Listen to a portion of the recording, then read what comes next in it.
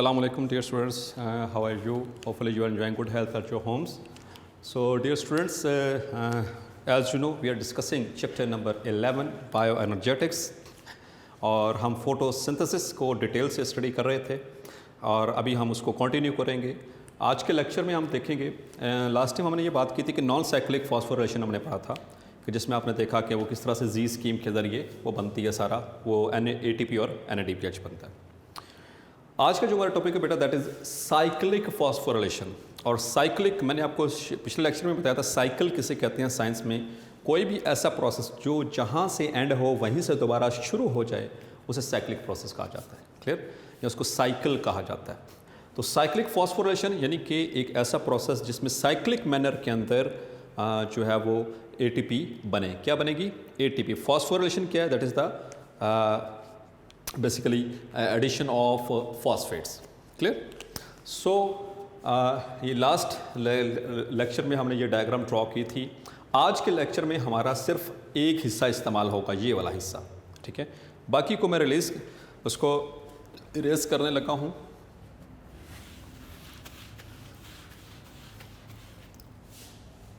तो इसकी बेसिक चीज़ें जो कि हमने लास्ट लेक्चर में पढ़ ली थी, इसलिए ये चीज़ें इरेज कर रहा हूँ।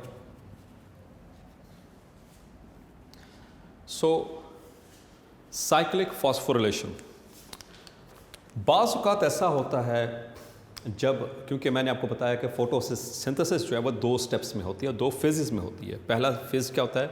लाइट डिपेंडेंट रिएक्शन, जो कि इसका हमने लास्ट मेजर साइकिल था वो हमने पढ़ लिया। दैट इज़ नॉन साइकिल, जो प्री डोमिनेंट टाइप ऑफ इसमें फॉर्मेशन है ATP और इसमें NADPH की, दैट वाज नॉन साइक्लिक।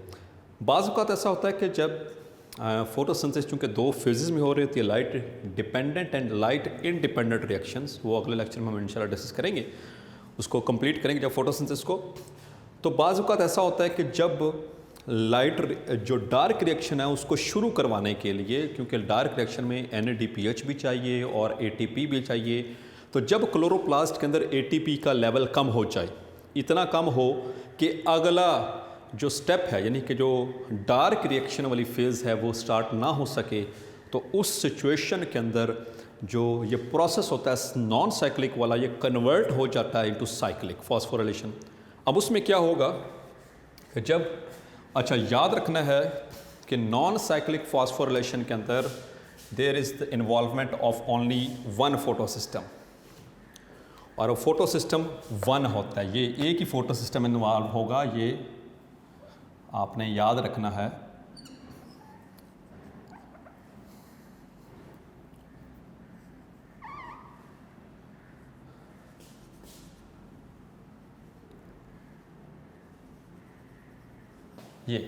ये सारा है साइक्लिक फॉस्फोरिलेशन।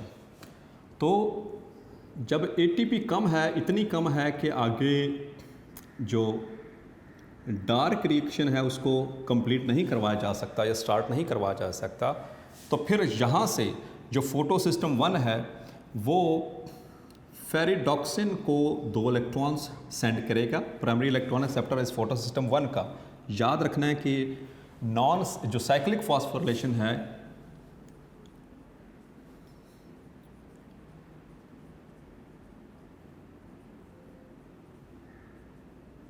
उसमें सिर्फ only photo system 1 is involved. ये आपको उसमें डिफरेंसेस में भी आ सकता है, शॉर्ट क्वेश्चन में भी आ सकता है। तो जैसा कि आपने पढ़ा था, जो नॉन साइक्लिक है उसमें दोनों फोटो सिस्टम इन्वॉल्व हो रहे हैं, जबकि साइक्लिक के अंदर ये देख लें ओनली 1 इज़ इन्वॉल्व, एक फोटो सिस्टम इन्वॉल्व हो रहा है। तो होगा क्या, यहाँ से जब फोटो सिस्टम 1 के ये फोटो एक्साइटेड इलेक्ट्रॉन जब मूव करेंगे प्राइमरी इलेक्ट्रॉन एक्सेप्टर के पास, तो प्राइमरी इलेक्ट्रॉन एक्सेप्टर उसको फेरिडॉक्सिन पे भेजेगा, और फेरिडॉक्सिन से बजाय इसके कि वो जाते NADP के पास, ये वाला प्रोसेस नहीं होगा, बल्कि क्या होगा कि फेरिडॉक्सिन इसको पास करेगा टू द साइटोक्रोम कॉम्प्लेक्स। ये 2 इलेक्ट्रॉन्स को it will be passed on to the cytochrome complex, और साइटोक्रोम कॉम्प्लेक्स आगे फिर उसको प्लास्टोसाइनिन पे, और फिर वो आगे से फोटो सिस्टम पे। तो यहाँ पर साइटोक्रोम कॉम्प्लेक्स में आपको पता था यहाँ पर क्या बन रही थी, there was the formation of ATP, ठीक है। तो एटीपी बनती जाएगी और ये प्रोसेस उस वक्त तक चलता रहेगा जब तक कि एटीपी का लेवल इतना ना हो जाए कि अगला जो स्टेप है फोटोसिंथेसिस का, that is the dark reaction, वो स्टार्ट ना हो सके। ठीक है, तो जब तक वो एटीपी इतनी एनफ अमाउंट में बन जाएगी, और वो बनेगी किस प्रोसेस के ज़रिए? Through this cyclic phosphorylation. तो ये देखिए, ये साइकिल है, यहाँ से इलेक्ट्रॉन्स के primary electron acceptor of photosystem 1, वहाँ से फेरिडॉक्सिन से साइटोक्रोम, वहाँ से प्लास्टोसाइनिन, वहाँ से वापस इस फोटोसिस्टम, यहाँ से ये पूरा साइकिल अगेन एंड अगेन ये चलेगा इस फैशन के अंदर उस वक्त तक जब तक कि एटीपी की जो रिक्वायरमेंट है वो पूरी नहीं हो जाती। Clear? So this is called as cyclic phosphorylation. ये शॉर्ट क्वेश्चन के एतबार से भी आ सकता है या लॉन्ग क्वेश्चन के एतबार से भी आ सकता है, तो इसमें आपने एज इट इज़ इसको एक्सप्लेन करना होगा। सो अब अगला इम्पोर्टेंट, वेरी इंपॉर्टेंट टॉपिक, ये जो एटीपी बनी है, आपने देखा साइक्लिक फॉस्फोरिलेशन है या नॉन साइक्लिक फॉस्फोरिलेशन है, इसमें जो एटीपी का बनने का अमल है वो एक प्रोसेस के ज़रिए होता है। उस प्रोसेस को कहते हैं केमियोस्मोसिस। ये शुरू के टॉपिक्स में भी इसका नाम आया था, लेकिन वहाँ पर डिटेल से इसलिए बात नहीं हो सकी क्योंकि डिटेल इसकी आगे आनी है। यहाँ पर इसकी डिटेल है, so that is the reason कि अब यहाँ पर ये इसको स्टडी किया जाएगा। So the next very important topic is board point of view से, लॉन्ग क्वेश्चन के एतबार से भी बहुत इंपॉर्टेंट है, शॉर्ट क्वेश्चन के एतबार से भी बहुत इंपॉर्टेंट है, दैट इज केमियोस्मोसिस। केमियोस्मोसिस, तो इससे पहले हम इसकी डायग्राम को ड्रॉ करेंगे।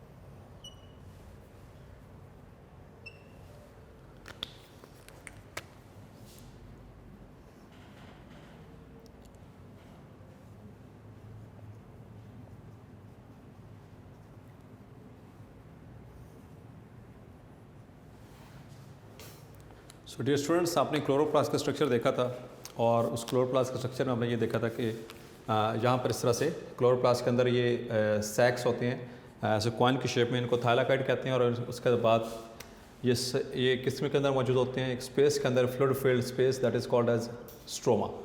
ये नीचे स्ट्रोमा है।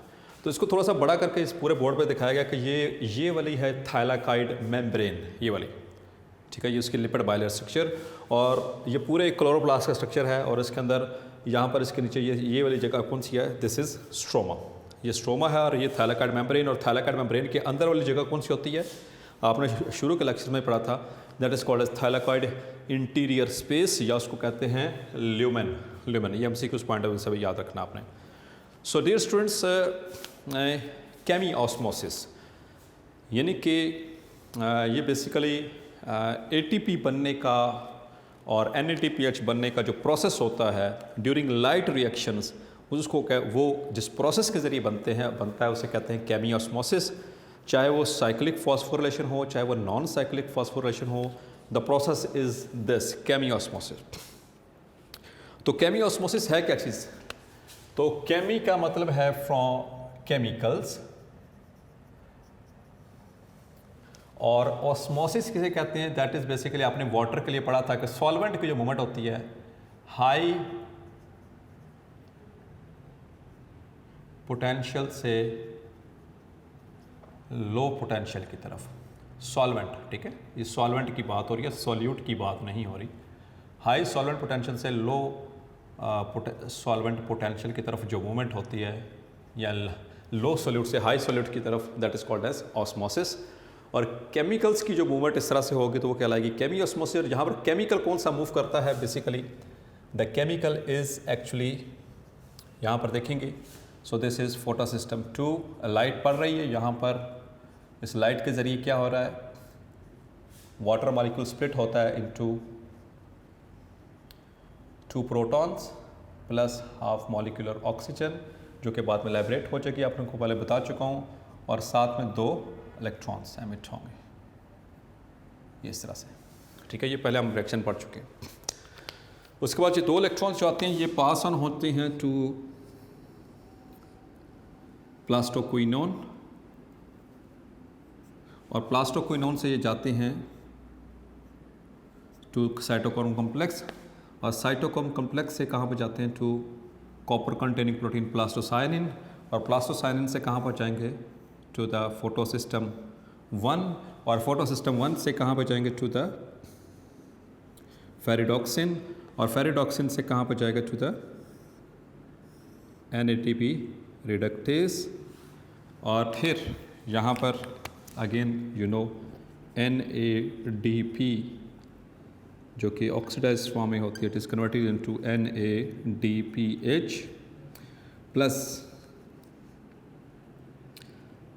यहाँ पर ये 2 इलेक्ट्रॉन्स यहाँ पर ऐड होंगे, यहाँ पर हाइड्रोजन ऐड होगा, ठीक है, हाइड्रोजन आयंस ऐड होंगे, इलेक्ट्रॉन्स एमिट, तो NADP प्लस हाइड्रोजन, ये इस तरह से प्रोड्यूस होगा। दैट वाज द रिएक्शन जो कि हम इससे पहले बात कर चुके हैं। तो ये सारा सिस्टम, ये फोटो सिस्टम, ये पूरा का पूरा जो है साइक्लिक और नॉन साइक्लिक फॉस्फोरिलेशन का जो पाथवे है, ये कहाँ पर मौजूद होता है, ये मेम्ब्रेन है, ये पूरी मेम्ब्रेन का मेम्ब्रेन, सेल मेम्ब्रेन, पता है आपको, cell membrane, lipid bilayer structure, so this is the lipid bilayer structure. अच्छा, यहाँ पर एक और नई चीज़ यहाँ पर देखेंगे, यहाँ पर एक और नया स्ट्रक्चर आपके लिए, दैट इज़ ATP सिंथेज। ये एक एंजाइम है, दैट इज़ एन एंजाइम, यहाँ पर मौजूद है। ये भी यहाँ पर इनकी मेम्ब्रेन्स के अंदर मौजूद होता है।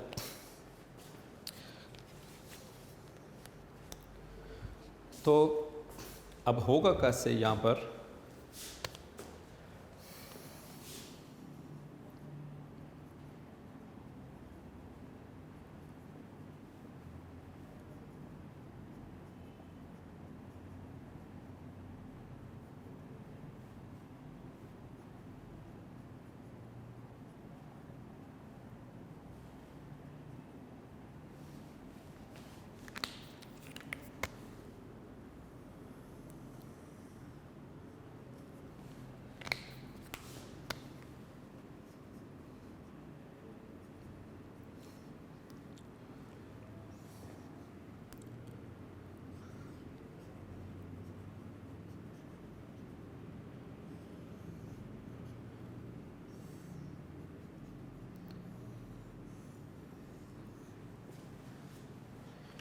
सो डियर स्टूडेंट्स, यहाँ तक तो आपको हमने पढ़ चुके हैं। तो यहाँ पर देखेंगे जब फोटोलाइसिस हुई थी तो वहाँ पर हाइड्रोजन एटम्स बने थे, यानी प्रोटॉन बने थे। ये वो केमिकल है जिसकी बात हो रही है केमियोस्मोसिस में, जो कि मूव करेगा हाई पोटेंशियल से लो की तरफ, हाई कंसनट्रेशन से लो की तरफ मूव करेगा। तो ये हाइड्रोजन आयंस जैसे हाइड्रोजन आयंस है जिसको हम कहते हैं प्रोटॉन्स, ये केमिकल, ठीक है। ये प्रोटॉन्स अंदर वाली स्पेस पे, यानी कि थाइलाकॉइड इंटीरियर स्पेस पे ये जमा होना शुरू हो जाते हैं। यहाँ पर देख सकते हैं, यानी कि कंसंट्रेशन बढ़ना शुरू हो जाती है। क्लियर। अब ये जिनसे हाइड्रोजन आयंस हैं, जब इनकी concentration in thylakoid interior space में ज़्यादा हो जाएगी तो ये एंजाइम मौजूद है यहाँ पर थाइलाकॉइड मेम्ब्रेन के अंदर। ये इस एंजाइम की मदद से अब ये क्या होगा, जब ये मूव करेंगे हाई कंसंट्रेशन से टुवर्ड्स द लो कंसंट्रेशन, यहाँ पर स्ट्रोमा के अंदर इसकी कंसंट्रेशन लो होती है तो ये नीचे की तरफ ऐसे मूव करते हैं। जब वो नीचे को मूव करेंगे इस दौरान यहाँ से रिलीज़ होगी एनर्जी, और जब वो एनर्जी रिलीज़ होगी उस एनर्जी को इस्तेमाल किया जाएगा पहले से मौजूद स्ट्रोमा के अंदर एडीपी और इनऑर्गेनिक फॉस्फेट को in the conversion of ATP. So this is you can see कि यहाँ पर एटीपी बनी कैसे, मूवमेंट ऑफ दिस केमिकल्स। कौन से केमिकल? प्रोटॉन। ये यहाँ पर ल्यूमेन के अंदर इसकी कंसंट्रेशन ज़्यादा है, स्ट्रोमा के अंदर इसकी कंसंट्रेशन लो होती है। तो हाई कंसंट्रेशन से जब लो कंसंट्रेशन की तरफ डाउन द कंसंट्रेशन ग्रेडियंट, इसे कहते हैं the hydrogen ions move down the concentration gradient. तो एक ग्रेडियंट बन जाता है हाई, ये हाई यहाँ पर इसकी कंसंट्रेशन है, यहाँ पर लो है, तो ग्रेडियंट हाई टू लो बन गया। और नीचे की तरफ मूव करें, चूँकि हाई से लो की तरफ मूव करते हैं तो इसे कहते हैं डाउन। यहाँ पर इसके वर्ड इस्तेमाल डाउन द कंसंट्रेशन ग्रेडियंट। जब मूव करेंगे यहाँ से जो एनर्जी इस्तेमाल जो रिलीज़ होगी, ये एनर्जी इस्तेमाल की जाएगी by this will be utilized by this enzyme ATP synthase. और ये एंजाइम इसमें पहले से मौजूद एडीपी और इनऑर्गेनिक फॉस्फेट को कन्वर्ट करेगा into ATP, adenosine triphosphate. Number 2, अब जब ये यहाँ से पे आ रहे हैं तो कुछ जो है यहाँ पर ये इस्तेमाल हो जाएंगे NADP की रिडक्शन के हवाले से, ठीक है। ये रिड्यूस हो जाएगा इनटू NADPH, यहाँ पर NADPH में रिडक्शन हो जाएगी इसकी। Clear.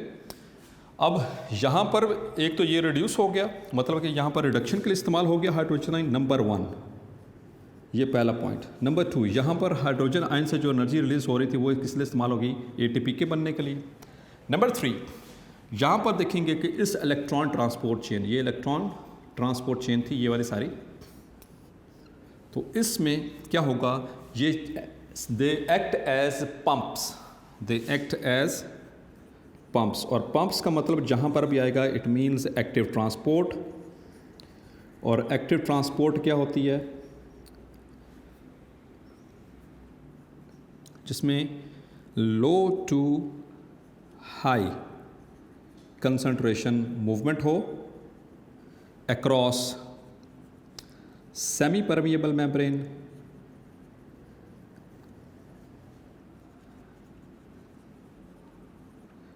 Utilising ATP, by utilizing ATP. तो यहाँ पर ये मौजूद होते हैं एक्टिव पंप्स इस इलेक्ट्रॉन ट्रांसपोर्ट चेन में। तो ये एक्टिवली ट्रांसपोर्ट करेंगे बाकी की हाइड्रोजन आयंस को अंदर की तरफ, कहाँ पर? टुवर्ड्स द ल्यूमेन, क्योंकि यहाँ पर कंसंट्रेशन हाइड्रोजन आयंस की कम होती है, यहाँ पर ज़्यादा है। Again to move them in, तो यहाँ पर जैसे ये एक्टिव ट्रांसपोर्ट के ज़रिए आते रहेंगे, ये इसलिए होगा ताकि अंदर थाइलाकॉइड इंटीरियर स्पेस के अंदर इनकी कंसंट्रेशन हाई रहे, ताकि ये down the concentration gradient move कर सकें और उसमें से जो एनर्जी रिलीज़ हो, एक तो वो एटीपी के लिए इस्तेमाल हो जाए, नंबर 1, एंड नंबर 2 वो रिडक्शन के लिए इस्तेमाल हो सके for the reduction of NADP to NADPH। So this whole process is called as chemiosmosis. तो आप देख सकते हैं यहाँ पर ये किस तरह से ये सारा प्रोसेस हुआ कि इसमें ये थाइलाकॉइड मेम्ब्रेन, ये नीचे स्ट्रोमा, ऊपर थाइलाकॉइड इंटीरियर स्पेस, ये अंदर वाली स्पेस जो कहलाती है थाइलाकॉइड इंटीरियर स्पेस, ये ऊपर सारी इंटीरियर स्पेस है। फोटोलाइसिस हुई, हाइड्रोजन आयंस बने, प्रोटॉन्स बने, ये एक्यूमुलेट होना शुरू हो गए। और यहाँ पर इस जगह पर इंटीरियर स्पेस में जब इनकी कंसंट्रेशन यहाँ पर हाई, अच्छा इस चीज़ के बनने के लिए, यानी ATP के बनने के लिए इस फ्लो को मेनटेन करना ज़रूरी है। फ्लो कैसे मेंटेन होगा? हाई कंसंट्रेशन से लो कंसंट्रेशन की तरफ। तो हाई और लो को कैसे मेंटेन किया जाएगा, हाई किस तरह से एक तो जब ये नीचे मूव करके आएंगे तो एटीपी बनेगी। नंबर 2 लो और कैसे, जब ये हाइड्रोजन नीचे आ रहे हैं तो एक तो NADPH की रिडक्शन के लिए इस्तेमाल हो जाएंगे तो और यहाँ पर कंसंट्रेशन कम। और दूसरा फैक्टर क्या होगा, ये पंप्स, एक वहाँ पर यूटिलाइजेशन है ATP के अंदर, और third point is the pumps. ये एक्टिव पंप्स होते हैं यहाँ पर प्रोटीन्स के अंदर, ये इलेक्ट्रॉन ट्रांसपोर्ट चेन के अंदर, जो इस हाइड्रोजन आयंस को जो कि यहाँ पर स्ट्रोमा के अंदर मौजूद हैं इसको वापस भेजेंगे थाइलाकॉइड इंटीरियर स्पेस में, ताकि जो ज़्यादा से ज़्यादा हाइड्रोजन आयंस यहाँ पर रह सकें, यहाँ पर उनकी कंसंट्रेशन हाई रह सके, high concentration of hydrogen ions. तो यहाँ पर होना ज़रूरी है, तभी ये फ्लो हो पाएगा।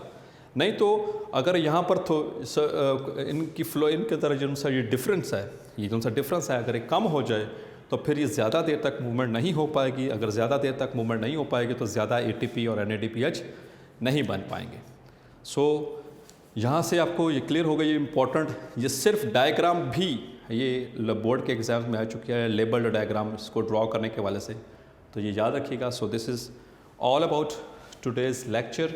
इंशाल्लाह नेक्स्ट लेक्चर के अंदर हम डिस्कस करेंगे the last phase of photosynthesis, that is the dark reaction और मेल्विन केल्विन साइकिल। ठीक है, यहाँ तक अगर किसी बच्चे को कोई क्वेश्चन हो, you can ask me in the comment box. Thank you very much.